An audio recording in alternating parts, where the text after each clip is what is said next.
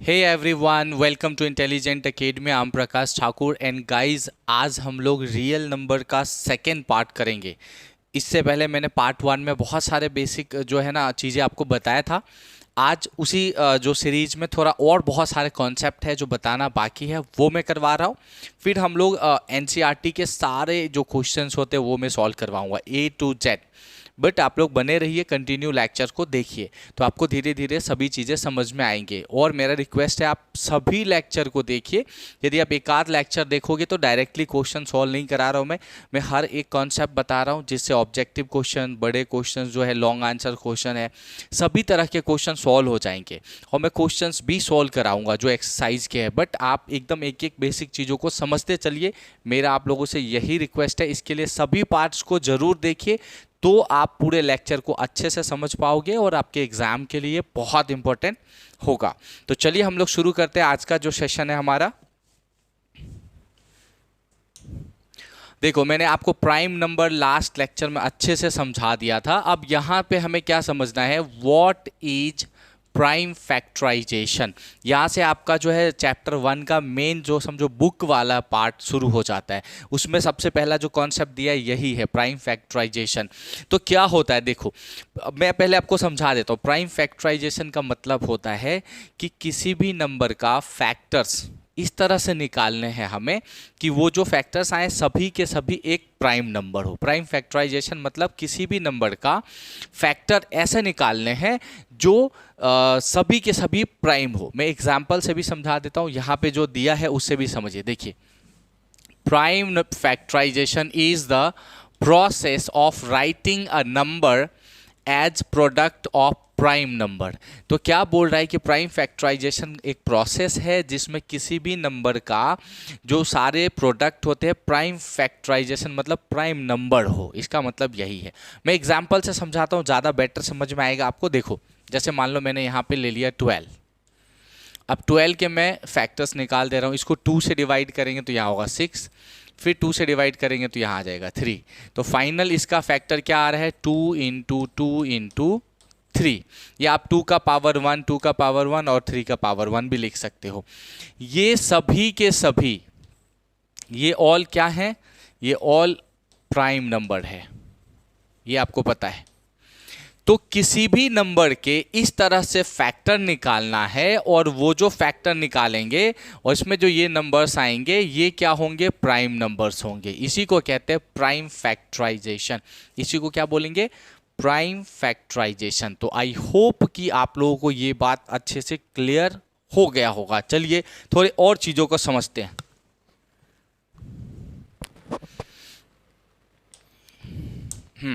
देखिए, अभी ये जो प्राइम फैक्टराइजेशन है, ये इसके दो मेथड हो सकते हैं। एक है डिवीजन मेथड, दूसरा है factor tree method. Prime factorisation निकालने के दो मेथड है, एक होता है डिवीजन मेथड, दूसरा होता है फैक्टर ट्री मेथड। मैं आपको दोनों ही मेथड एक एक करके एक्सप्लेन कर रहा हूँ। कुछ ऐसे भी चीज़ें हैं जो आपके बुक में नहीं होगा, पर मेरा रिक्वेस्ट है आप सीखिए, क्योंकि अगर आपको एग्जाम में 100 आउट ऑफ 100 मार्क्स लाने हो मैथ्स में, तो आपको हर एक चीज़ सीखना पड़ेगा। सिर्फ बुक लेवल तक जाएंगे तो नहीं हो पाएगा। तो चलिए मैं आपको सारी चीज़ें बताता हूँ एक एक करके। सबसे पहले हम लोग बात करेंगे डिवीजन मैथड का। तो डिवीजन मैथड क्या है, देखिए कोई भी नंबर ले लेते हैं। मैं एक एग्जांपल लेता हूँ 16।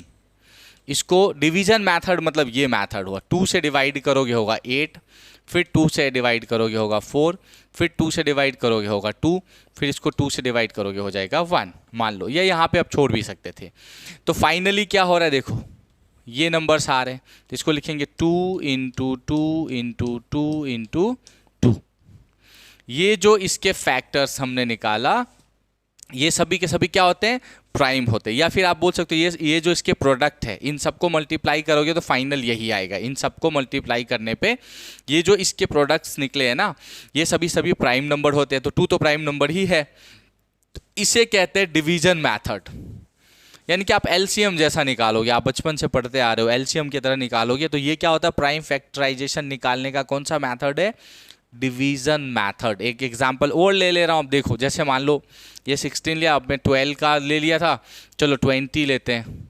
इसको 2 से डिवाइड करोगे कितना होगा 10, फिर इसको 2 से डिवाइड करोगे क्या होगा 5, तो क्या हो गया 2 इंटू 2 इंटू 5, या तो आप ऐसा लिख सकते हो 2 का पावर 2 इंटू 5 का पावर 1, आप यहाँ भी लिख सकते थे 2 का पावर 6 डायरेक्टली 4।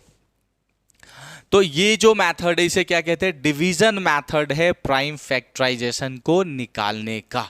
अब मैं आपको इसी चीजों का जो फैक्टर ट्री मेथड है उससे निकाल के दिखाता हूं। देखिए अगला जो मेथड है हमारा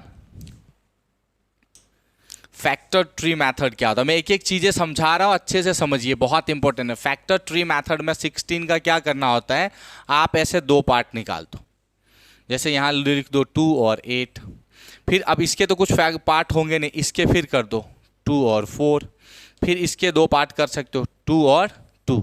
तो ये जो नंबर्स आ रहे हैं ये है इसका 2 इंटू 2 इंटू 2 इंटू 2, यही आया था डिवीजन मेथड से भी और यही आ रहा है आपका फैक्टर ट्री मेथड से भी। अब इसमें आपके ऊपर डिपेंड है, आप ऐसा भी रख सकते हो 16 है तो आप इसको अलग से कर दो, 4 इंटू 4 कर दो 16, फिर ये क्या हो जाएगा 2 इंटू 2 और ये क्या हो जाएगा 2 इंटू 2, तो भी फाइनल क्या आ रहा है, फाइनल 2 इंटू 2 इंटू 2 इंटू 2, यही आया था हमारा।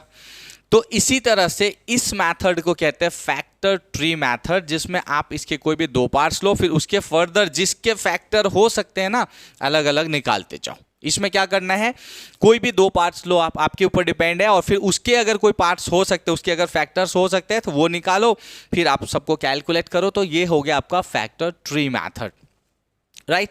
तो ये दो मेथड होते हैं किसी भी सम को निकालने का। ऑलमोस्ट पहले फैक्टर ट्री मेथड आता था, बट अभी जो नया अपडेट हो गया सिलेबस उसमें शायद इन चीज़ों को थोड़ा सा इग्नोर कर दिया गया है।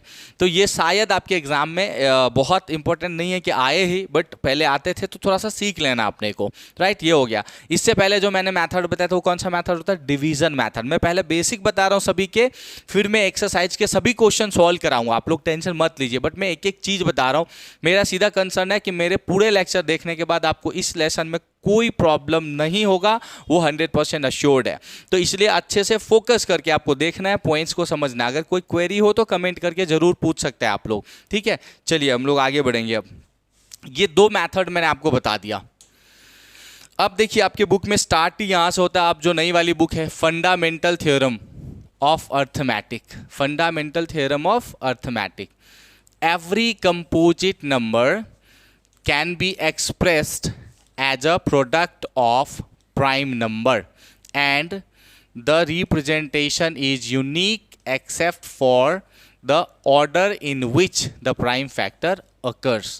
अब इसका मतलब क्या है, देखो ये तो बुक के लैंग्वेज में लिख दिया बड़ा सा चीज़ें, मैं सिंपल में समझाता हूँ आपको। देखो फंडामेंटल थ्योरम का ऐसा कहना है कि किसी भी नंबर का जब आप फैक्टर निकालोगे, जो मैंने अभी आपको बताया ना कैसे निकालना, डिवीजन मेथड से या फैक्टर ट्री मेथड से, किसी भी मेथड से जब आप किसी नंबर का फैक्टर निकालोगे, वो सभी जो प्रोडक्ट आएंगे, जो फैक्टर्स निकाला हमने, जैसे अभी देखो अभी हमने लिया था ना, यहाँ मान लो कि मुझे लेना है 30 के फैक्टर्स, ये निकाला, 2 से डिवाइड करोगे ये 15 होगा। अब 15 2 से डिवाइड नहीं होता तो 3 से करेंगे 5 होगा, तो क्या होगा 2 इंटू 3 इंटू 5। तो ये एक नंबर है, क्या लिखा है, एवरी कंपोजिट नंबर। तो ये 30 एक कंपोजिट नंबर है। कंपोजिट नंबर क्या होता है मैंने आपको पिछले लेक्चर में बता दिया था, ठीक है। Can be express as a product of prime number. तो देखो ये कंपोजिट नंबर है और ये इसका प्रोडक्ट मतलब मल्टीप्लिकेशन है किसका, प्राइम नंबर्स का। ये सभी के सभी प्राइम नंबर होते हैं। तो फंडामेंटल थ्योरम यही बोलता है कि किसी भी कंपोजिट नंबर, मतलब ये है, इसके जो फैक्टर्स हमने निकाले, ये जो है 2 इंटू 3 इंटू 5, ये क्या है, इसका प्रोडक्ट है, यानी कि मल्टीप्लिकेशन आप जिसको कहोगे, ये नंबर्स हैं और ये सभी क्या होते हैं, प्राइम होते हैं, product of prime number and the representation is unique. अब इसका मतलब ये है, ये जो है 2 इंटू 3 इंटू 5, ये ओनली एंड ओनली 30 के ही हो सकते हैं। अब इसमें कुछ बढ़ा दोगे, नंबर कम कर दोगे तो दूसरे के होंगे, लेकिन ये same to same 2 into 3 into 5 30 के अलावा किसी और का हो ही नहीं सकता। तो इसे हम क्या बोलते हैं, ये यूनिक रिप्रेजेंटेशन है। समझ में आ गया? यही ये फंडामेंटल थ्योरम बोलता है कि किसी भी कंपोजिट नंबर का अगर प्रोडक्ट निकालोगे, मतलब उसके फैक्टर करके प्रोडक्ट्स निकालोगे, वो सभी प्राइम होते हैं और वो यूनिक होते हैं। मतलब वैसा सेम टू सेम किसी और नंबर का हो ही नहीं सकता, इसलिए इसका नाम क्या है, यूनिक होते हैं ये। और एक्सेप्ट क्या रखा है यहाँ पे, order in which the prime factor occurs. आप इसके ऑर्डर चेंज करो तो भी कुछ नहीं है, एक्सेप्ट मतलब यही है। जैसे आप ऐसा होता 5 × 3 × 2 होता तो भी बस वही है। बात समझ में आ गया? तो हमें यहाँ यही करना है कि ये जो फंडामेंटल थ्योरम ऑफ अर्थमेटिक है ना, हमें उसमें बस इतना ही समझने की जरूरत है। अगर आप ये चीज़ क्लियर कर लिए तो सारी चीज़ें आपका क्लियर हो गया। अब एक बार आप लोग जल्दी से इसका स्क्रीनशॉट ले लीजिए, फिर मैं आपको आगे एक्सप्लेन करता हूँ। मैं साइड हो जा रहा हूँ, स्क्रीनशॉट ले लीजिए आप लोग। चलिए अब हम लोग आगे बढ़ेंगे, कुछ और इस फंडामेंटल थ्योरम के कुछ और कॉन्सेप्ट्स को समझते हैं। देखिए, fundamental theorem of arithmetic state that every integers greater than 1 is इधर प्राइम नंबर और can be expressed in the form of prime number. ये मैं आपको पहले समझा दिया कि कोई भी कंपोजिट नंबर 1 के अलावा जो दूसरा नंबर होगा कंपोजिट, वो सभी किस में एक्सप्रेस किया जा सकता है, प्राइम नंबर में। In other words, all the natural numbers can be express in the form of the product of its prime factor. तो यही बोल रहा है कि हर नेचुरल नंबर को हम प्राइम फैक्टर की तरह बना सकते हैं, जो कि कंपोजिट नंबर होना चाहिए, जिसके कुछ मतलब फैक्टर्स हो उनके, राइट। चलो, तो आपको इतना क्लियर हो गया होगा फंडामेंटल थ्योरम क्या है। अब हम लोग एलसीएम पे आते हैं, लिस्ट कॉमन मल्टीपल क्या होता है। एक बार फिर से मैं एक्सप्लेन कर दे रहा हूँ। फंडामेंटल थ्योरम का यही कहना है कि कोई भी कंपोजिट नंबर जो जिसके फैक्टर निकालोगे, जिसके प्रोडक्ट जो होंगे, सारे प्राइम नंबर आते हैं। बस इतना ही हमें समझना है। अब ये जो निकालने के वे है, इसको एलसीएम और एचसीएफ के मेथड से बहुत सारी चीज़ें हम करेंगे। तो आगे इसमें एलसीएम दिया हुआ वो मैं आपको एक्सप्लेन करता हूँ। देखो, एलसीएम का फुल फॉर्म क्या होता है, लिस्ट कॉमन मल्टीपल। अब देखो, रियल में एलसीएम क्या है ना, पहले उसको समझते हैं, फिर मैं आपको मेथड बताऊंगा एलसीएम निकालने के क्या मेथड है, मैथ्स में कैसे निकालते हैं। बट रियल में एलसीएम होता है क्या, पहले उसको समझो। देखो, जैसे मैं 2 नंबर ले लेता हूं, मैंने लिया 8 और 12, मुझे इसका एलसीएम निकालना है। तो इसका मतलब होता है लिस्ट कॉमन मल्टीपल। ध्यान से देखो, लिस्ट कॉमन मल्टीपल। लिस्ट मतलब छोटा, कॉमन मतलब दोनों में कॉमन हो, मल्टीपल होते हैं। तो आपको क्या करना है, 8 के मल्टीपल्स ले लेना है। 8 1 जा 8, 8 2 जा कितना होता है 16, या 8 की टेबल लिख लो आप, 24, ठीक है, 32, 40, 48, ऐसा सो ऑन मान लो। फिर 12 की टेबल ले लो, 12 1 जा 12, 12 2 जा 24, 36, फिर आपका आ गया 48, इतना तक लेते हैं हम। अब देखो, इन दोनों में ये 8 के मल्टीपल्स हैं, ये 12 के मल्टीपल्स हैं। इनमें कॉमन हो तो कॉमन देखो क्या क्या आ रहा है भाई, इसमें 24 कॉमन है, 24 कॉमन है, इसमें 48 है, इसमें 48 है। बट इस कॉमन में भी क्या होना चाहिए, लिस्ट होना चाहिए, छोटा या सबसे पहले वाला। तो लिस्ट कौन सा है, सबसे पहले वाला छोटा कौन सा है, 24। तो इन दोनों का एलसीएम जो बनेगा वो होगा 24। तो अभी से आपको बस यही समझना है, एलसीएम का मतलब होता है जिन नंबर्स के एलसीएम निकालने को बोल रहा है उनके मल्टीपल, यानी कि उनको मल्टीप्लाई करेंगे, उनकी टेबल होता है, उस टेबल में दोनों में सबसे पहले कॉमन कौन सा आता है, उसी को हम एलसीएम या लिस्ट कॉमन मल्टीपल बोलते हैं। ये रियल है, एलसीएम इसको बोलते हैं। अब एलसीएम निकालने के तरीके अलग है, ऐसा नहीं निकालते हम एलसीएम, ये तो हमें बस रियलिटी समझने के लिए है। एलसीएम निकालने के 2 मेथड होंगे, दोनों मेथड मैं आपको अभी एक्सप्लेन करता हूँ आगे। देखिए, एलसीएम निकालने के भी 2 मेथड है, एक होता है प्राइम फैक्टराइजेशन मेथड और एक होता है डिवीजन मेथड। अब ये दोनों को एक एक करके मैं एक्सप्लेन करता हूं आपको।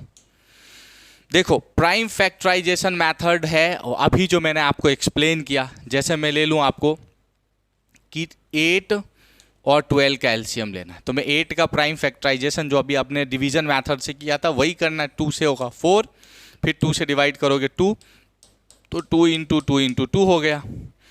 और इसके अगर आप डिवाइड करोगे 2 से तो 6, फिर 2 से करोगे तो 3 हो जाएगा। तो ये क्या हो रहा है, 2 × 2 इंटू 3। अब आप इसको ऐसे लिख सकते हो कि 2 का पावर 3 और कुछ है ही नहीं इसमें, इसमें हो जाएगा 2 का पावर 2 और 3 का पावर 1। अब देखो एलसीएम निकालने में क्या होता है कि आपको बड़ी पावर लेना है सब में, जैसे इधर भी 2 है इधर भी 2 है, तो 2 जितने भी है उसमें सबसे बड़ी पावर कौन सा है, ये। तो आप यहां क्या ले लोगे, आप यहां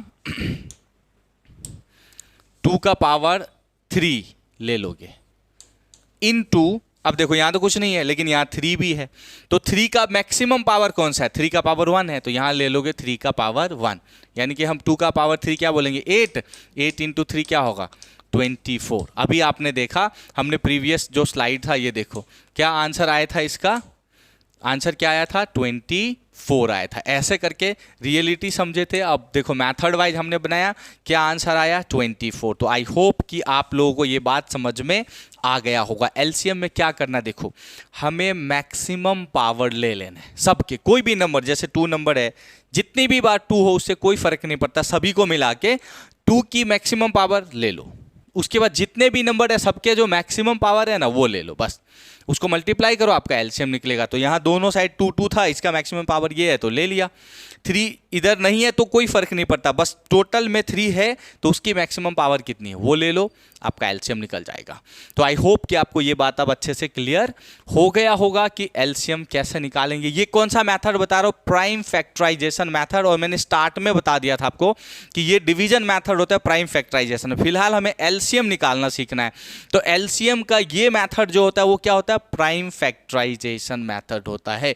आई होप आपको समझ में आ गया होगा। इसमें अलग अलग हम निकाल के फिर इस तरह से एलसीएम निकालते हैं, और ये आपके क्लास 10th में है और ऐसे आपको निकालना भी है क्वेश्चन का आंसर। तो आई होप आपको समझ में आ गया होगा। कोई क्वेरी हो तो कमेंट कर लेना, मैं आपके एक्सरसाइज के सभी क्वेश्चन करवाऊंगा। अभी बस मैं बेसिक बता रहा हूं ताकि आप सब अच्छे से समझ सको। चलो अब हम लोग आगे बढ़ेंगे। अब एलसीएम निकालने की डिवीजन मेथड को सीखते हैं। देखिए डिवीजन में से उसी का निकालता हूं 8 और 12 को। आप बचपन से ऐसे ही एलसीएम निकालते होंगे, लेकिन बस पता नहीं था कि इसको डिवीजन मेथड बोलते हैं। आई होप ज़्यादातर बच्चों को नहीं पता होता है, पर ऐसे जो एलसीएम निकालते हैं इसे हम एलसीएम निकालने का डिवीजन मेथड करते हैं। इससे पहले जो निकाला वो फैक्टर मेथड था, तो प्राइम फैक्टर मेथड। अब देखो दोनों को क्या करना होता है, हमें डिवाइड करना होता। अब सबसे पहले तो स्मॉल नंबर से शुरू करना है, जैसे 2 से, तो 2 का ये क्या आ गया, 2 4 जा 2 6 जा, फिर 2 से डिवाइड होगा तो करोगे 2 2 जा 2 3 जा। अब देखो इसका रूल ये भी है, एक रूल ये है कम से कम 2 नंबर डिवाइड हो तो आगे डिवाइड करना। बाकी अभी प्रेजेंट टाइम में ऐसा भी होता है कि आप सबको एंड तक कर दो तो भी आंसर सही आता है, बट इनिशियली जो मेन है वो ये है कि जैसे ये 4 6 यहाँ 2 3 आ गया, तो कम से कम यहाँ ध्यान रखना होता है कि कम से कम मिनिमम जो है ना 2 नंबर होना चाहिए जो डिवाइड हो। मिनिमम 2 नंबर हो यहाँ पे जो डिवाइड हो किसी न किसी एक टेबल से। यहाँ 2 नंबर डिवाइड हो तो आगे ऐसे बनाना है, नहीं तो इसको इतने पे छोड़ दो, आंसर वही आएगा। तो आपका आंसर क्या आ जाएगा यहाँ पे 2 इंटू 2 इंटू 2 इंटू 3, तो क्या हो गया 2 इंटू 2 इंटू 2 8 इंटू 3 कितना आ गया फाइनल आंसर 24, जो कि हमारा उस मेथड में आया था। अब कुछ लोग इसको ऐसे भी करते, देखो 8 12, 2 से करोगे 4 6, फिर 2 से करोगे 2 3, फिर यहाँ एक 2 है तो 2 से करेंगे 1 3, फिर यहाँ पे 3 से करेंगे 1 और ये 1। तो इसमें थोड़ा टाइम ज़्यादा चला जाता। आंसर इसमें भी सही आएंगे, यही है 2 इंटू 2 इंटू 2 इंटू 3, यानी कि ये भी क्या आ रहा है 24, लेकिन इसमें थोड़ा टाइम जाएगा। ये ऑफिशियल मेथड है कि अगर आपको यहाँ पे कम से कम 2 नंबर डिवाइड हो किसी भी एक नंबर से, दोनों के दोनों डिवाइड हो या इसके अलावा इधर कितने 5-10 नंबर हो, पर मिनिमम 2 नंबर डिवाइड हो तो करो, तो ठीक है। 2 नंबर डिवाइड नहीं हो रहा है तो डायरेक्टली मल्टीप्लाई करो, आंसर आ जाएगा। तो कुछ स्टेप कम हो जाएंगे, बाकी आप ऐसे करोगे तो भी आंसर आएगा, कोई इशू नहीं है, बस इसमें थोड़े स्टेप कम हो जाएंगे। तो इस तरह से इस मैथड को हम क्या बोलते हैं, एलसीएम निकालने का डिवीजन मैथड। जो एलसीएम निकालते हैं हम लोग उसका कौन सा मेथड है, ये डिवीजन मेथड। आई होप कि आप लोगों को अच्छे से क्लियर हो गया होगा। यदि कोई डाउट कोई क्वेरी है तो कमेंट करके जरूर पूछ लीजिए। चलिए हम लोग आगे बढ़ेंगे, कुछ और चीजों को सीखते हैं।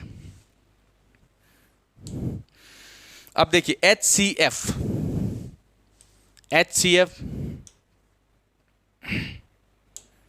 इसका फुल फॉर्म होता है highest common factor, highest common factor.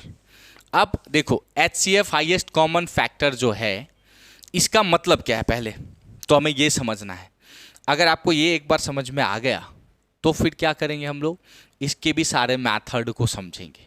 तो जैसे यहाँ ध्यान क्या देना, हाईएस्ट दे रखा है एक पॉइंट, कॉमन इसमें दे रखा है, इसमें क्या दे रखा है फैक्टर, और एलसीएम में क्या था मल्टीपल था। तो यहाँ फिर से मैं उन्हीं नंबर लेता हूं, मान लो 8 और 12, इनका हमें HCF निकालना है। इसके भी दो मेथड होते हैं, ठीक है, इसके भी दो मेथड होंगे, मैं दोनों से भी बताऊंगा, बट हमें फिलहाल ये समझना है कि हाईएस्ट कॉमन फैक्टर एग्जैक्टली में होता क्या है। चलो तो अब हम इसको देख लेते हैं कि भाई हाईएस्ट कॉमन फैक्टर में हमें क्या करना है। अब उसके लिए आपको ये करना है, यहां पे आप डिवाइड भी बोल सकते हो, मतलब इन दोनों नंबर को ऐसे कौन से नंबर है, बड़ी से बड़ी यानी कि हाईएस्ट कौन से नंबर है जो इन दोनों को डिवाइड कर देता है। अब इसके लिए आपको इसके फैक्टर्स निकालने पड़ेंगे। फैक्टर मतलब ये दोनों किस किस नंबर से डिवाइड होते हैं, तो ये 1 से होते हैं, 2 से होते हैं, ठीक है, 3 से नहीं होते, 4 से होते हैं, और 8 खुद से होते हैं। ये किससे होते हैं, 1 से डिवाइड होते हैं, 2 से डिवाइड होते हैं, फिर ये 3 से भी डिवाइड होते हैं, ये 4 से भी डिवाइड होते हैं, और ये 6 से भी डिवाइड होंगे, फिर 12 से डिवाइड होंगे। अब देखो रियल मतलब ये है, HCF मतलब हाईएस्ट कॉमन फैक्टर। अब इन दोनों की ये जो फैक्टर्स हैं इनमें कौन सी सबसे बड़ी नंबर है जो इन दोनों को डिवाइड कर देगा। हाईएस्ट फैक्टर मतलब कॉमन फैक्टर मतलब देखो अब इन दोनों पहले कॉमन क्या क्या देखो, एक तो ये कॉमन है 4, नहीं 2 भी कॉमन है, 4 भी कॉमन है, फिर 6 कॉमन नहीं है, 8 ये नहीं कॉमन, ये 2 कॉमन है। अब 2 4 में हाईएस्ट कौन सा है, तो भाई यही है हाई वाला, बड़ी वैल्यू कौन सा है, यही है। तो फिर इसका मतलब इसका जो HCF होगा वो कितना होगा, 4 होगा। इसका HCF जो होगा वो क्या होगा, 4 होगा। तो हाईएस्ट कॉमन फैक्टर का मतलब है कि जिस भी नंबर का HCF निकालने को दिया है उन दोनों नंबर को ऐसा कौन सा, जो ऐसी कौन सी बड़ी नंबर है जो दोनों को डिवाइड कर देता है। सिंपल है, HCF मतलब क्या होगा, हाईएस्ट कॉमन फैक्टर मतलब जिस भी नंबर का HCF निकालना है उन दोनों नंबर को या तीनों चारों जितने भी नंबर है ऐसा कौन सा बड़ी नंबर है जो सभी को डिवाइड कर देता है, ठीक है, इसी को कहते हैं HCF, मतलब बिगेस्ट नंबर जो सभी को डिवाइड कर दे उसे HCF कहते हैं। और जो मल्टीप्लाई वाला कॉन्सेप्ट आएगा वहां LCM आ जाएगा। तो आई होप आपको ये बात समझ में आ गया कि HCF होता क्या है। HCF में बस यही करना है, इनके फैक्टर्स जो सबसे बड़ी फैक्टर या सबसे बड़ी नंबर जो इन दोनों को डिवाइड करते, बात समझ में आ गया ना, बस यही है, इसको HCF कहते हैं। अगर तो भी कोई क्वेरी हो तो कमेंट करके पूछ लेना है। चलिए अब इसको निकालने के तरीका ये नहीं है, इसके मैं आपको जो है ना मेथड बताता हूं क्या क्या होता है। देखो इसको निकालने के 2 मेथड है, प्राइम फैक्टराइजेशन मेथड एक, दूसरा है डिवीजन मेथड एक। ये 2 मेथड है इसको निकालने का, मैं एक एक करके बता रहा हूं दोनों मेथड। देखो प्राइम फैक्टराइजेशन मेथड क्या होता है इसमें, तो ये वही वैसा ही मेथड है, आपको ऐसे निकालना 8 का फैक्टर्स 2 से डिवाइड करोगे 4, फिर 2 से डिवाइड करोगे 2, तो ये हो गया 2 इंटू 2 इंटू 2, या फिर हम बोल सकते हैं 2 का पावर कितना है यहाँ 3 है। अब यहाँ 12 का करोगे 2 से डिवाइड 6, फिर 2 से करोगे 3, तो ये सॉरी यहीं पे रह जाएगा, मान लो 2 इंटू 3, ये लास्ट लाइन नहीं करोगे तो भी चलता, यहीं से ले लेते तो ये हो गया, यहाँ हो गया 2 का पावर 2 इंटू 3 का पावर 1।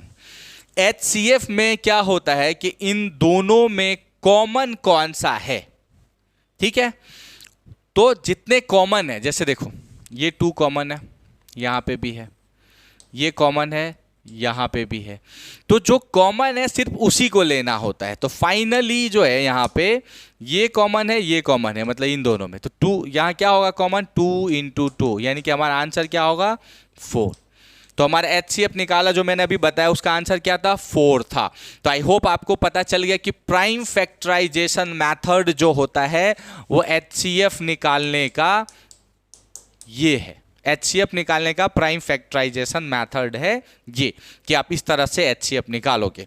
आई होप कि ये आपको अच्छे से क्लियर हो गया होगा। किसी भी 2, 3, 4 नंबर का आप HCF निकालना इसी तरह से निकाल लोगे। अब मैं आपको बताता हूं कि डिवीजन मेथड क्या होता है HCF निकालने का। अब HCF निकालने का डिवीजन मेथड पे आते हैं अपने। देखो सेम था, 8 और 12 का HCF निकालना है अपने को। तो क्या करते हैं, डिवीजन मेथड में कुछ इस तरह से इसको डिवाइड करते हैं। 8 से डिवाइड करोगे, आप चाहे ऊपर लिखो चाहे इस साइड में लिखो, आप सब तरह से लिख सकते हो। तो 8 1 जा 8। देखो 12 में से 8 माइनस करेंगे, क्या बचेगा 4। तो अब इसका ये नॉर्मल डिवीजन नहीं है, अच्छे से समझ। नॉर्मल डिवीजन में क्या था, 4 बच गया, ये रिमाइंडर हो जाता, आगे कुछ नहीं, या पॉइंट में करते काम। पर यहाँ ऐसा नहीं है, यहाँ पॉइंट में नहीं लेना है। यहाँ एक अलग रूल है कि 8 से पहले इसको डिवाइड किया, 8 1 जा 8, 4 बचा। अब इस 4 से इधर वाले इसको डिवाइड करना हमें। तो 4 2 जा क्या हो गया 8, कट गया। तो देखो जिस नंबर से डिवाइड करने पे कट गया ना, वो होता है, यानी कि ये 4 जो है ये इसका है HCF। ये कौन सा मेथड है, डिवीजन मेथड है करने का। अच्छे से समझ लेना ये, ठीक है, ये बहुत इंपॉर्टेंट है डिवीजन मेथड भी। अभी देखो एक और एग्जांपल ले लेता हूं, थोड़ा बड़ा सा लेता हूं मैं। जैसे 25 और 60 का लेता हूं मैं। HCF निकालते डिवीजन मेथड से। तो 60 को डिवाइड करेंगे 25 से, 25 2 जा 50 आएगा, क्या बचा 10। अब इस 10 से डिवाइड करेंगे इसे, ये 25 यहाँ, 10 2 जा 20। अब क्या बचा 5, इस 5 से डिवाइड करेंगे इसे, 5 2 जा 10, यहाँ कट हो गया फाइनल। तो ये जो 5 है ये क्या हो जाएगा HCF, इसका HCF बना 5। तो इन दोनों का HCF क्या हो जाएगा 5। आप किसी भी मेथड से निकालो तो इसे कहते हैं डिवीजन मेथड। इससे पहले मैंने आपको फैक्टर मेथड यानी कि जो फैक्टराइजेशन वाला प्राइम फैक्टराइजेशन मेथड था वो बताया। तो आई होप कि आप लोगों को अच्छे से सारी चीज़ें क्लियर हो रहा होगा। ये LCM और HCF निकालने के मेथड बताए, ये बहुत इंपॉर्टेंट है। ये पूरे एक्सरसाइज में आपको करना है जो फर्स्ट रियल नंबर है। आगे में और भी जो चीज़ें इस एक्सरसाइज के लिए ज़रूरी है वो सब बेसिक चीज़ें बताते हुए फिर मैं आपको एक्सरसाइज के क्वेश्चन कराऊंगा, ताकि आपको कोई भी क्वेरी कोई डाउट रहे ना। चलिए हम लोग आगे बढ़ेंगे अब। तो चलिए अब हम लोग जो है ना डिविजिबिलिटी टेस्ट करेंगे, क्योंकि इससे क्या होगा कि जब आप LCM निकालोगे तो क्या होगा, बहुत बड़ा सा कोई नंबर आ जाता है। और जब ऐसा होता है एक बड़ा सा नंबर आ गया तो बच्चे ना कंफ्यूज हो जाते हैं, वो समझ नहीं पाते कि उसे हम 1 से डिवाइड करें, 2 से करें, 3 से करें, 4 से, 5 से, 6 7 8 9 10 11 12 कौन से नंबर से उसे हम डिवाइड कर सकते हैं, क्योंकि नंबर काफ़ी बड़े हो जाते हैं और कुछ क्वेश्चन है आपके टेक्स्ट बुक में, इसलिए मैं ये बता रहा हूँ। तो फिर आप वो क्या रूल है जिससे आप समझ पाओगे किसी बड़े नंबर को कौन से नंबर से डिवाइड कर पाओगे आप। तो इसका रूल जो होता है उसको कहते हैं डिविजिबिलिटी टेस्ट, यानी कि डिवाइड करने का टेस्ट। तो मैं आज वो सारा जो रूल है वो बता रहा हूँ, जिससे कि आपको कोई भी बड़े से नंबर को देख के खुद समझ पाओगे कि इसे किस नंबर से डिवाइड किया जाए। ये बहुत ज़रूरी है, क्योंकि मैंने इतने दिनों से मैं पढ़ा रहा हूँ। ऑलवेज क्या होता है, बहुत सारे बच्चे इसी में फंसते हैं कि वो समझ नहीं पाते इसको डिवाइड किससे करेंगे, और उनको डिविजिबिलिटी टेस्ट नहीं आता होता है, इसलिए ऐसा हो जाता है। तो मेरा रिक्वेस्ट यही है, इसे भी सीखिए। ये हो सकता है आपके बुक में नहीं दिया हुआ है, लेकिन ये जरूरी है, ये आएगा तो आप हर एक क्वेश्चन को अपने मन से खुद से अच्छे से कर पाओगे। हालांकि मैं एक्सरसाइज के क्वेश्चन भी करवाऊंगा, बट पहले हम एक एक कॉन्सेप्ट को समझते हैं, जिससे आपको मैथ्स में कोई क्वेरी नहीं रहे। इसलिए हम लोग ये सारी चीज़ें डिटेल में पढ़ रहे हैं। तो चलिए हम लोग समझ लेते हैं। अभी सबसे पहले जीरो। देखो जीरो जो है इसका क्या रूल है, सॉरी जीरो का क्या रूल है हम समझते हैं। जैसे मान लो जीरो को आप 10 से डिवाइड करोगे तो क्या आएगा जीरो। जीरो को आप 2 से डिवाइड करोगे जीरो, मतलब जीरो को किसी से डिवाइड करोगे जीरो ही आंसर आता है। और अगर किसी नंबर को जीरो से डिवाइड करोगे तो ये अनडिफाइंड होता है, ठीक है, इसका पता नहीं क्या है, ये अनडिफाइंड है, डिफाइंड नहीं है, इसका रियल आंसर कुछ भी नहीं है, अभी तक क्लियर नहीं है, अनडिफाइंड आंसर आएगा। तो बस जीरो की डिविजिबिलिटी इतनी है, आपको यही समझना है कि किसी नंबर को, मतलब जीरो को किसी नंबर से डिवाइड करोगे तो जीरो आएगा, लेकिन अगर किसी नंबर को जीरो से डिवाइड कर दोगे तो अनडिफाइंड आंसर आ जाएगा। ये हो गया आपका जीरो की डिविजिबिलिटी, इससे आपको आइडिया रहेगा। अब थोड़ा ये भी बता रहा हूं, देखो अगर आप किसी को मल्टीप्लाई भी जीरो से करते हो तो आंसर क्या आता है, जीरो ही आता है। ये सब बेसिक चीजें जो आपको आना चाहिए मैथ्स के, नहीं तो आप बड़े क्वेश्चन में फंस जाते हो कभी कभी। चलो, आई होप कि जीरो के रिलेटेड इतनी चीजें आपको आ गया। अब 1 से डिवाइड करने का रूल क्या है? देखो कोई भी नंबर हो वो 1 से डिवाइड होता है, तो ये इसका आंसर क्या आएगा, 20। मतलब 1 से आप दुनिया के हर नंबर को डिवाइड कर सकते हो, और ये एक्सेप्शन वाली चीज़ है। एक्चुअली 1 से कभी डिवाइड करने की रिक्वायरमेंट नहीं होता ऑलमोस्ट क्वेश्चन में, क्योंकि 1 से डिवाइड करो वही नंबर आएगा, तो क्या मतलब डिवाइड करने का।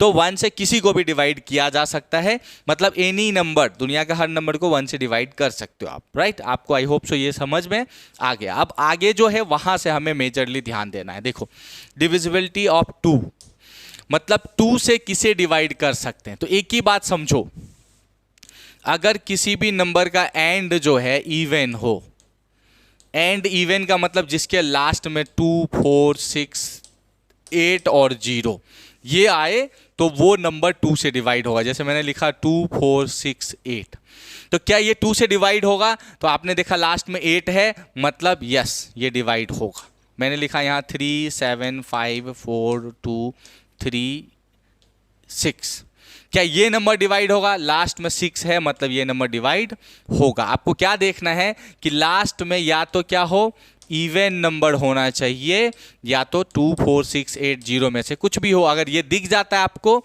तो इसका मतलब है कि ये 2 से डिवाइड होगा। लास्ट में क्या आ रहा है, एंड में 0, मतलब ये 2 से डिवाइड होगा।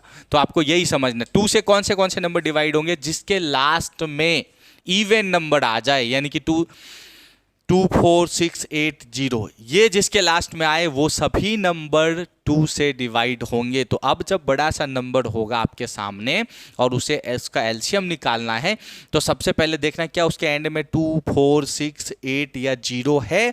और अगर ये नंबर्स होंगे तो फिर आप उन नंबर को सबसे पहले 2 से ही डिवाइड करोगे। ये भी एलसीएम का रूल है कि पहले छोटे नंबर से डिवाइड करना होता है, तो आप 2 से डिवाइड करोगे। बस याद रखना जिसके एंड में ये नंबर आ जाए। चलो अब 3 समझते हैं हम लोग कि कैसे पता चलेगा कि किसी नंबर को 3 से डिवाइड कर सकते हैं या नहीं कर सकते हैं। यहां पे स्टेटमेंट लिखा हुआ है, आप इसको भी नोट डाउन कर सकते हो अपने नोटबुक में, बाकी मैं समझा दे रहा हूं। देखो 3 से डिवाइड किसे कर सकते हो, जो भी कोई नंबर आ जाए। जैसे मैंने यहां लिखा 2, 8, 5, 1, 2। तो पहली बात तो ये, क्या ये 3 से डिवाइड होगा या नहीं, तो आपको ये देखना है। देखो इसके लास्ट में 2 है तो ये 2 से डिवाइड होगा, लेकिन क्या ये 3 से भी डिवाइड होगा? कैसे चेक करेंगे? तो हम ऐसे चेक करेंगे कि इन सभी नंबर को प्लस करेंगे और वो 3 के टेबल में आ जाएगा तो ये 3 से डिवाइड होगा। देखो 2 + 8 10, 10 + 5 15, 15 + 1 16, 16 + 2 क्या हो गया, 18। भाई बताओ ये 3 के टेबल में आता है ना, 3 1 जा 3, 3 6 जा 18। तो इसका मतलब 2 8 5 1 2 को भी 3 से डिवाइड कर सकते हैं हम लोग। ऐसे बड़ा सा बड़ा कोई भी नंबर होगा, इसमें क्या करना होता है, हमें सभी डिजिट को सम करना है, और सम करने के बाद अगर जो भी नंबर आए वो 3 से डिवाइड हो जाए तो पूरा का पूरा नंबर भी 3 से डिवाइड होगा। आपको ये क्वेश्चंस एग्जाम्पल समझ के क्लियर हो गया होगा। एक और एग्जाम्पल देता हूं, देखो 3 4 3 2 1 ये है नंबर। अब देखो ये डिवाइड हुआ कि ना, मैं चेक करना। देखो 4 और 3 क्या हो गया, 7, 7 और 3 क्या हो गया, 10, 10 और क्या होगा 12, 12 और 1 क्या होगा 13। तो 13 3 के टेबल में नहीं आता है। इसका मतलब ये पूरा नंबर जो है ये क्या होगा, 3 से डिवाइड नहीं होगा।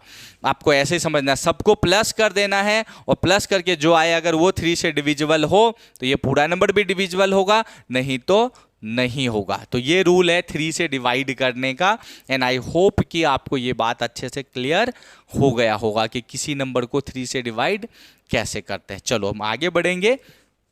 कुछ नए क्वेश्चंस कुछ और देख लेते कौन से। अब 4 से कैसे डिवाइड होता है, अभी आपको ये पता चल गया होगा 3 से कैसे डिवाइड होगा। 4 से डिवाइड होने का रूल है कि लास्ट के जो 2 डिजिट होते हैं, लास्ट के जो 2 डिजिट होगा, अगर वो 4 से डिवाइड हो जाएगा तो पूरा नंबर भी 4 से डिवाइड होगा। किसी भी बड़े से नंबर का लास्ट 2 डिजिट यदि 4 से डिवाइड हो जाए तो पूरा नंबर भी 4 से डिवाइड होगा। अब मान लो कि बड़ा सा एक नंबर लिख रहे हैं हम लोग 2 4 6 8 9 3 7 2 1 8 3 4 2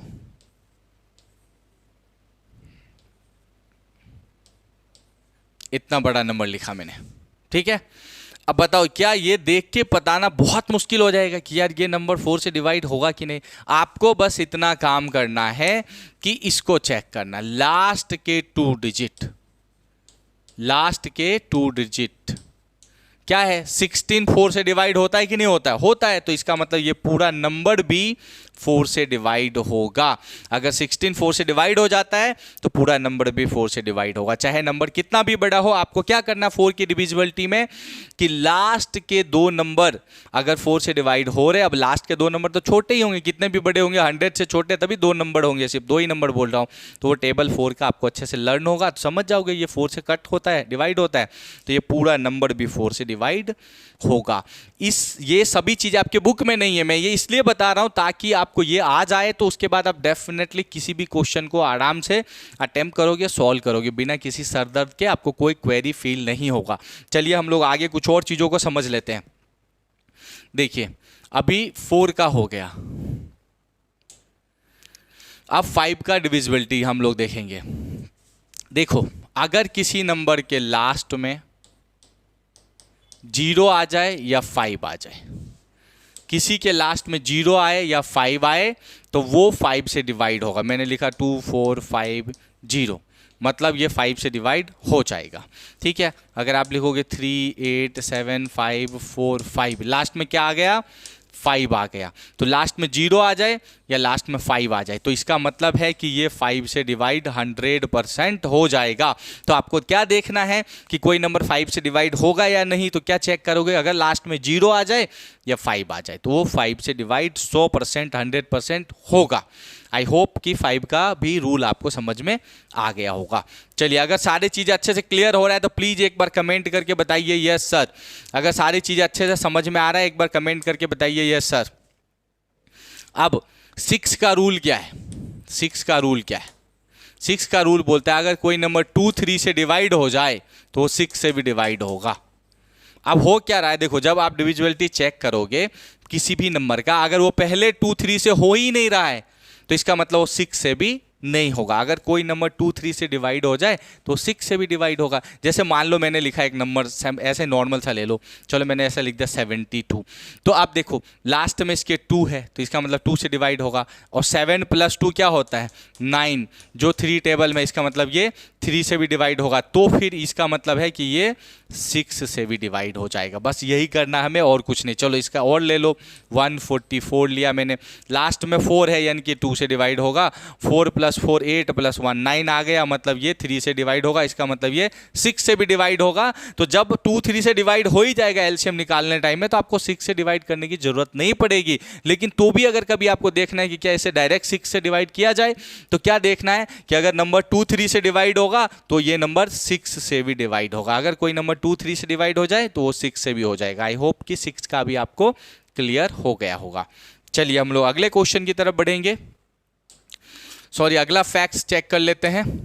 देखिए 7 का रूल क्या कहता है, a number is divisible bye 7 if the difference between twice the value of the digit in the ones place and the number formed by the rest of digit is 0 और मल्टीपल ऑफ 7। तो क्या बोल रहा है, देखो a number is divisible bye 7 if the difference between, मतलब कोई number 7 से तब डिवाइड हो सकता है जब वंस प्लेस मतलब लास्ट डिजिट, वंस प्लेस का क्या मतलब लास्ट डिजिट, लास्ट डिजिट जो है उसको डबल करके और बाकी नंबर से माइनस करना है। अब यहाँ समझो एग्जाम्पल है, यहाँ पे देखो ये लास्ट डिजिट क्या है 3, 3 को डबल करो भाई, 3 इंटू 2 क्या होता है 6। अब ये नंबर का काम खत्म हो गया। अब इसमें से 6 माइनस करो, 34 में से 6 माइनस किया क्या हुआ 28। भाई 28 7 से डिवाइड होता है कि नहीं होता, 7 4 जा, इसका मतलब कि 3 4 3 भी 7 से डिवाइड होगा, राइट। अब इसकी जगह कोई और नंबर होता तो बाद में हम देखते हैं। हमें क्या करना है, लास्ट को डबल करके बाकी रिमेनिंग से माइनस कर देना है। अगर वैल्यू 0 आ जाए या 7 आ जाए तो समझना कि वो नंबर 7 से डिवाइड होगा। नंबर कितना भी बड़ा हो कोई प्रॉब्लम नहीं है। देखो अब बड़े से नंबर लेते हैं, ये लास्ट में क्या है 1, 1 इंटू 2 क्या होता है 2।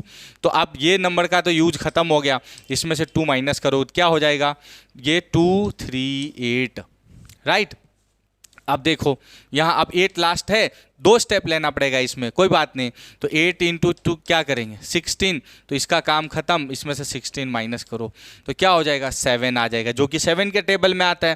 तो इसका मतलब 2401 भी 7 से डिवाइड हो जाएगा। तो ऐसा कोई भी नंबर हो हमें कोई फर्क नहीं पड़ता, आपको क्या करना है स्टेप 2-3 बार लेना पड़ सकता है। जब बहुत बड़े नंबर आए लास्ट डिजिट को क्या करोगे डबल ट्वाइस और बाकी में से माइनस करोगे, ये आ गया। फिर इसके लास्ट डिजिट को ट्वाइस किया, बाकी में से माइनस। तो ये ऐसा नंबर जैसे आ जाएगा, जैसे यहाँ 7 आया, यहाँ कितना नंबर आया था 28 आया था, तो ये जो फाइनल आंसर आया हमें पता चलता है ये 7 के टेबल में या तो आएगा या तो वो 0 आ जाएगा। तो या 0 आए या 7 के टेबल में आए तो डिवाइड होगा, अगर उसके अलावा कुछ आ गया तो डिवाइड नहीं होगा। चलो मैं एक और एग्जाम्पल ले लेता हूँ, जैसे कोई भी अननोन सा नंबर ले लो, देखो 3 4 5 6 7 ऐसा बड़ा सा नंबर लेते हैं। तो क्या करना है, देखो 7 इंटू 2 करोगे क्या होगा 14, इसमें से 14 माइनस करो, इसका काम तो खत्म हो जाता है। ये 2 हो गया, 5 में से 1 गया क्या हो गया 4, फिर यहाँ 4 तो ऐसे ही है, ये 3। अब इसको क्या करोगे 2 से, 2 इंटू 2 क्या होगा 4, तो इसका काम खत्म, इसमें से 4 माइनस करो क्या हो जाएगा 4 में से 4 0, ये 4।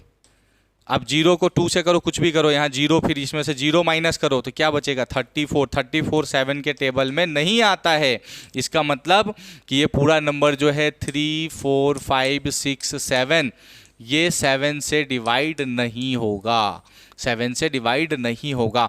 तो आपको पता चल जाएगा अभी ये रूल पढ़ के कि 7 से कोई नंबर डिवाइड होगा या नहीं, उसका डिविजिबिलिटी का टेस्ट क्या है।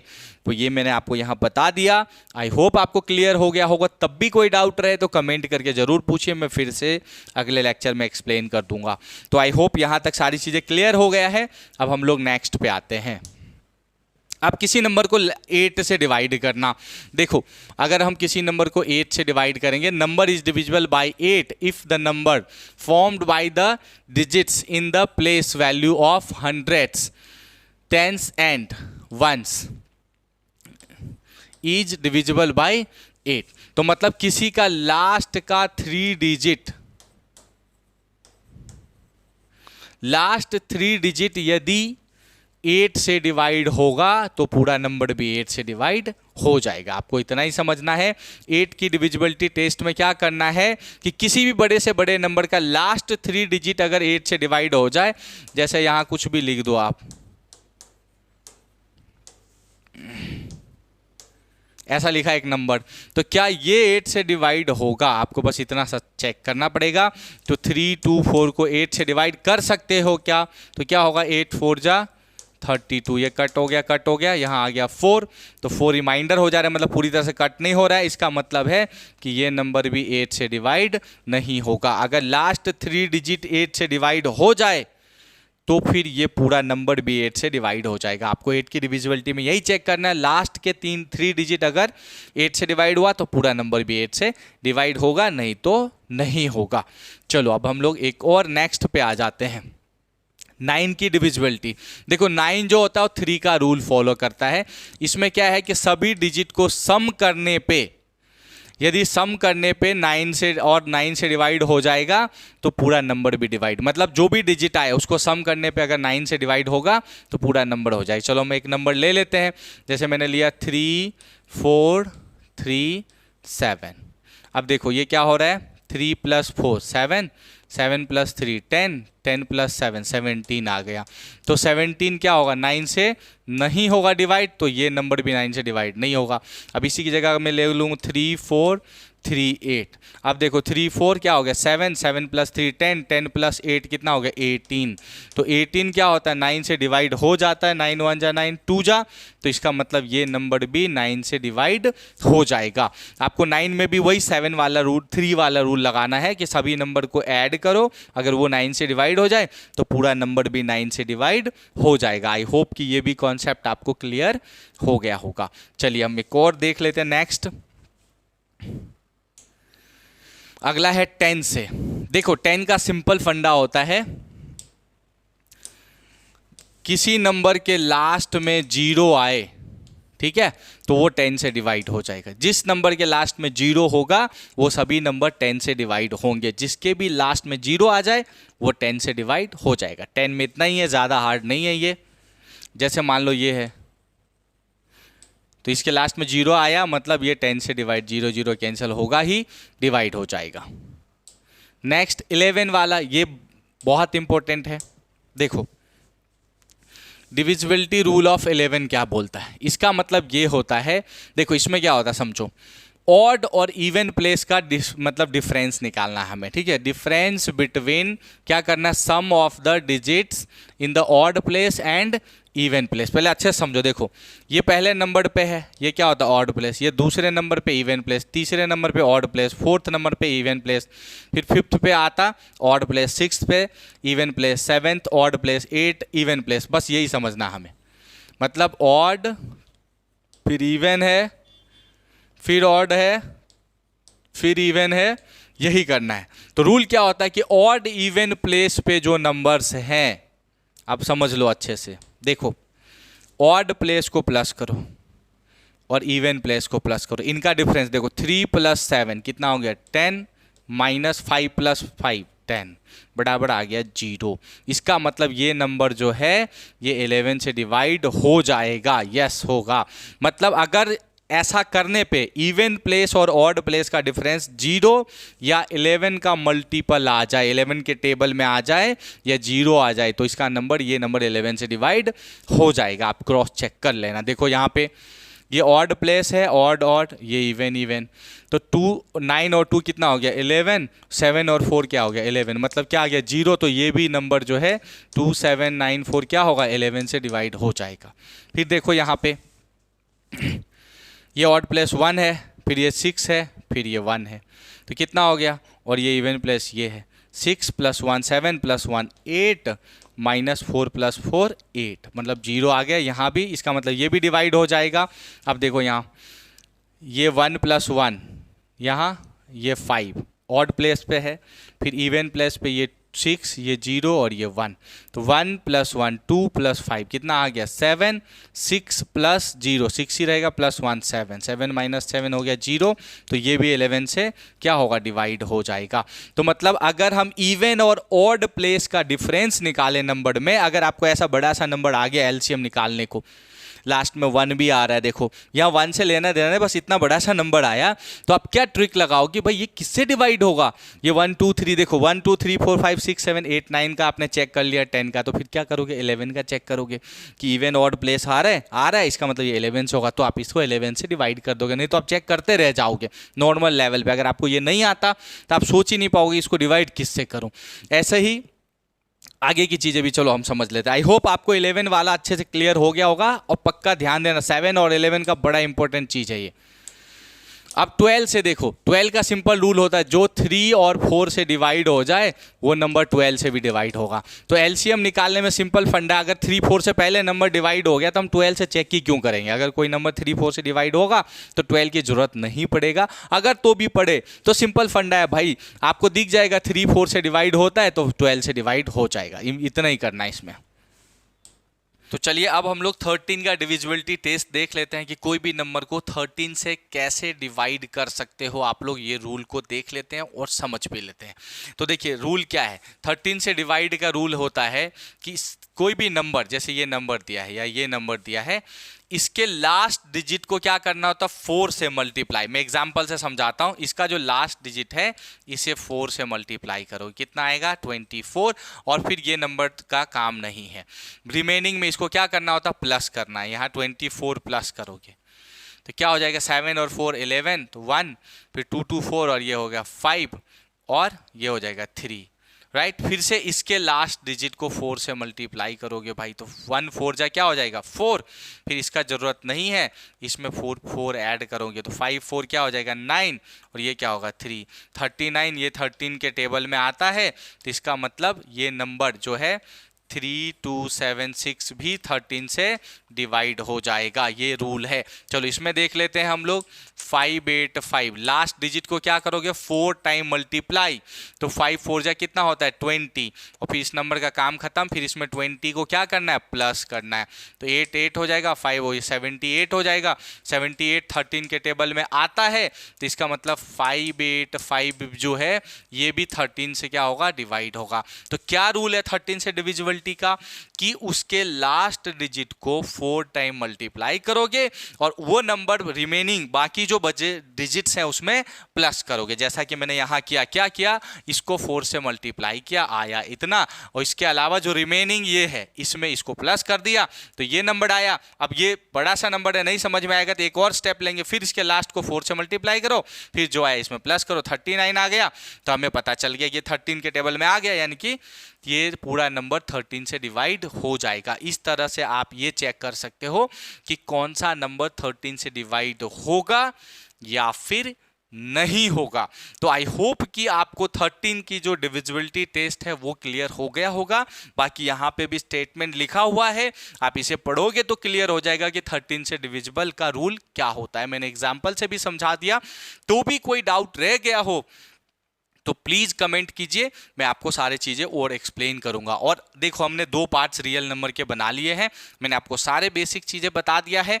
अब डायरेक्टली जो मैं अगला पार्ट लगाऊंगा रियल नंबर का, उसमें सिर्फ हम लोग जो एनसीईआरटी का जो क्लास 10 का बुक है उसको एक्सप्लेन करूंगा। तो आप लोग को कल से जो है मतलब अगले लेक्चर में क्लास 10 का रियल पढ़ाई हो जाएगा। ये दोनों बेसिक था, ये अगर आपको नहीं आया तो आपको क्वेश्चंस बनाने में प्रॉब्लम होता, इसलिए पहले मैंने आपको ये दोनों लेक्चर दिए। अब आप सबसे रिक्वेस्ट है पूरे लेक्चर को अच्छे से समझिए और अच्छे से पढ़ाई कीजिए। तब तक अगले लेक्चर में फिर से मिलूंगा मैं। Thank you so much. Fit रहिए, फाइन रहिए, अच्छे से पढ़ाई करते रहिए।